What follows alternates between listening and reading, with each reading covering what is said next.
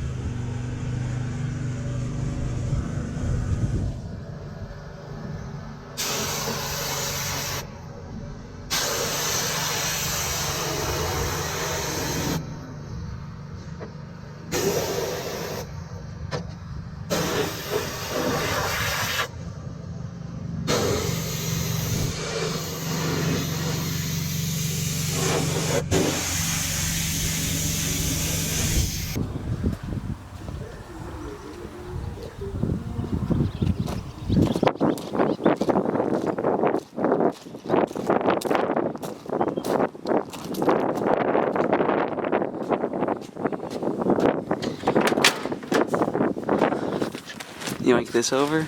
Put this up here? Whatever. I mean, I vacuumed it, cleaned up everything with like a towel really quickly. Pressure washed. The bed is pretty rough, pretty flaky. Muffler, as we've said, is in multiple pieces right there. So, but yeah, it's a badass looking little truck, that's for sure. If you liked the video, make sure to like it. If you didn't like it anyways, you know the drill. Subscribe please. We'll see you later. Appreciate it.